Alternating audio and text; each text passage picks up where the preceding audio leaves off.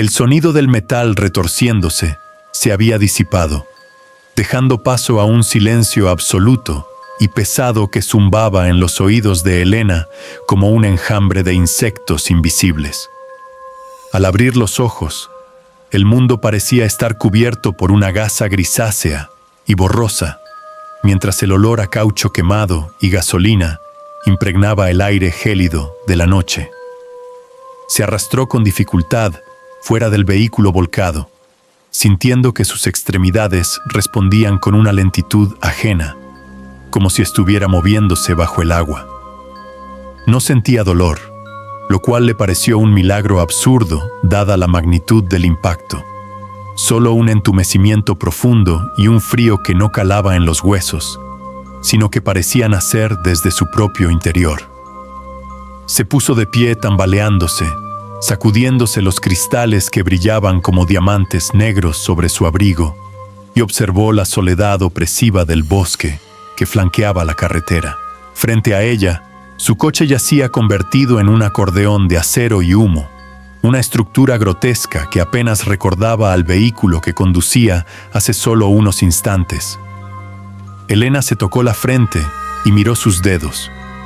Estaban manchados de un líquido oscuro y espeso, pero extrañamente, el pánico no llegaba, bloqueado por una neblina mental que le impedía procesar la realidad. Intentó buscar su teléfono entre los escombros, pero la oscuridad dentro de la cabina era tan densa que parecía rechazar cualquier intento de exploración, como si el interior del auto fuera ahora un territorio prohibido. «Tengo suerte de estar viva», susurró para sí misma, pero su voz sonó hueca, carente de vibración, perdiéndose instantáneamente en la inmensidad de la noche, sin eco alguno. La lógica le decía que debía buscar ayuda inmediato, antes de que el frío terminara de paralizarla. La carretera se extendía hacia ambos lados, como una lengua de alquitrán infinita, devorada por una niebla espesa que reptaba a ras de suelo y ocultaba los límites del asfalto. Los árboles altos y esqueléticos se inclinaban sobre la vía, formando un túnel claustrofóbico que ocultaba la luna y las estrellas, dejando a Elena en una penumbra casi total. No había rastro de civilización, ni luces de casas lejanas, ni el ladrido de un perro, solo el viento que movía las copas de los árboles sin emitir el clásico susurro de las hojas, creando una atmósfera antinatural. Elena comenzó a caminar hacia el centro de la vía, abrazándose a sí misma, sintiendo una urgencia irracional de ser vista, de confirmar su existencia ante alguien más, pues la soledad del lugar comenzaba a pesarle como una losa de granito sobre el pecho. De repente, dos luces amarillentas perforaron la neblina a lo lejos, creciendo rápidamente, acompañadas por el rugido de un motor que se acercaba a gran velocidad. El corazón de Elena dio un vuelco de esperanza y corrió hacia el carril, agitando los brazos frenéticamente mientras gritaba con todas sus fuerzas, pidiendo auxilio.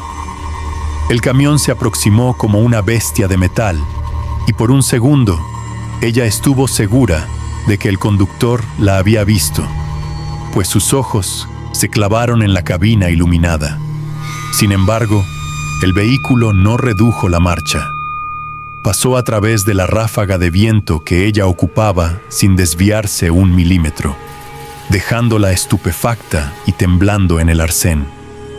«¿Es que estás ciego?», gritó con frustración mientras veía las luces traseras desaparecer en la niebla, sin saber que el conductor no había visto nada más que vacío en la carretera oscura. Elena se quedó inmóvil en el arcén, viendo cómo la estela roja de las luces traseras se disolvía en la nada, dejándola nuevamente a merced de una oscuridad voraz. Una sensación de irrealidad comenzó a arañar los bordes de su cordura. El viento que había levantado el camión no había despeinado su cabello ni enfriado su piel, como si ella fuera un espectro ajeno a las leyes físicas de ese lugar. Se obligó a retomar la marcha, convencida de que el conductor simplemente había sido un negligente. Pero una semilla de duda germinaba en su estómago, fría y pesada. La carretera, lejos de ofrecer una salida, parecía estirarse y retorcerse sobre sí misma, y cada paso que daba resonaba en su mente, pero no en el asfalto.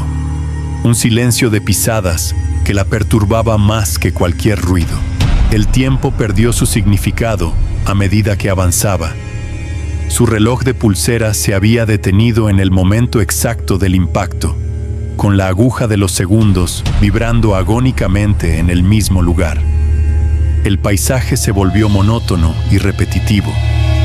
Los mismos árboles retorcidos, las mismas piedras cubiertas de moho y la misma niebla densa que parecía tener vida propia, arremolinándose alrededor de sus tobillos como manos fantasmales que intentaban detenerla. Elena comenzó a sentir que no estaba avanzando en absoluto, sino caminando en una cinta de correr infinita, diseñada para agotar una esperanza que ya empezaba a flaquear. No había amanecer en el horizonte, solo un cielo perpetuamente negro, sin estrellas, como un techo de plomo pintado sobre el mundo. La necesidad física de agua o descanso brillaba por su ausencia, reemplazada por un vacío existencial que la aterrorizaba más que el dolor de sus heridas invisibles. Intentó cantar para espantar el miedo, pero las palabras se le atascaban en la garganta, saliendo como graznidos secos que la niebla devoraba al instante, negándole incluso el consuelo de su propia voz. En un momento de pánico, se acercó al guardarraíl de metal oxidado y lo golpeó con fuerza, esperando el sonido metálico y el dolor del impacto. Pero solo sintió una vibración lejana y sorda, como si estuviera golpeando el mundo a través de una gruesa capa de algodón. Se miró las manos de nuevo. La sangre seca seguía allí, negra bajo la escasa luz, un recordatorio macabro de un evento que sentía haber ocurrido hace siglos. Entonces, vislumbró una silueta a lo lejos, una figura estática al borde de la carretera que parecía humana, quizás otro viajero varado o un habitante local. El alivio inundó su pecho y corrió hacia la forma, ignorando el instinto primitivo que le gritaba que algo estaba terriblemente mal con la postura de aquel desconocido. ¡Ayuda! ¡Por favor!, gritó mientras se acercaba, pero al llegar a escasos metros, la figura se reveló no como una persona, sino como un viejo espantapájaros con ropa hecha jirones, plantado inexplicablemente en el arcén. Su rostro era un saco de arpillera sin rasgos, pero Elena sintió con horror que la miraba fijamente, burlándose de su desgracia en ese teatro de sombras, donde ella era la única actriz. La niebla comenzó a disiparse lentamente, no por la luz del sol, sino por el resplandor intermitente de luces azules y rojas que giraban en silencio a unos metros de distancia. Elena corrió hacia ellas, sintiendo una mezcla de alivio y un terror renovado, pensando que por fin había llegado la ayuda que tanto ansiaba. Sin embargo, al acercarse, notó que la escena carecía de sonido. Las sirenas giraban mudas, los hombres uniformados movían los labios sin emitir palabras, y el crujido de las herramientas era inexistente. Todo ocurría como una película proyectada sobre el aire helado, una representación fantasmal de una tragedia que le resultaba dolorosamente familiar, obligándola a detenerse justo al borde del perímetro marcado con cinta policial. Frente a ella, un grupo de bomberos trabajaba frenéticamente sobre los restos de un vehículo que reconoció con un grito ahogado. Era su propio coche, ahora un amasijo irreconocible de metal compactado. Intentó cruzar la cinta amarilla para detenerlos, para decirles que estaba allí, de pie y viva. Pero al intentar agarrar el brazo de un paramédico, su mano atravesó la chaqueta del hombre como si fuera humo.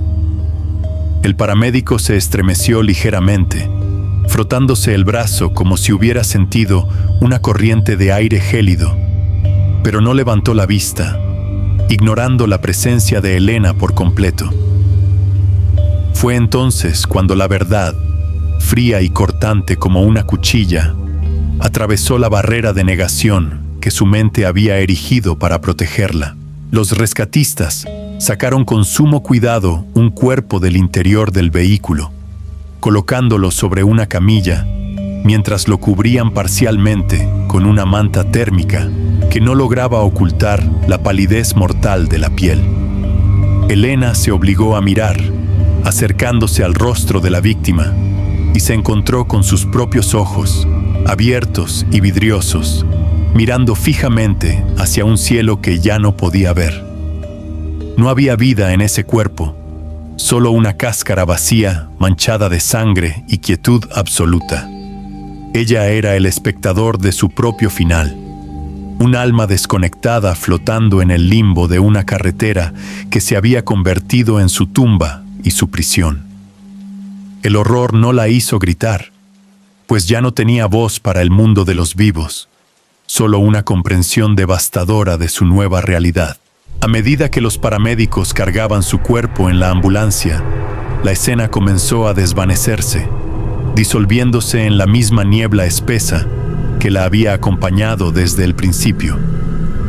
Las luces se apagaron, los hombres desaparecieron y el coche destrozado se esfumó, dejándola sola una vez más en la oscuridad perpetua de la vía. Elena comprendió entonces que no había salida, que la carretera era un ciclo eterno de soledad y frío donde sus pasos nunca la llevarían a casa. Se giró hacia el horizonte negro y comenzó a caminar de nuevo, una figura solitaria condenada a vagar entre las sombras, esperando eternamente una ayuda que nunca llegaría, convertida en una leyenda más de los ecos en el asfalto.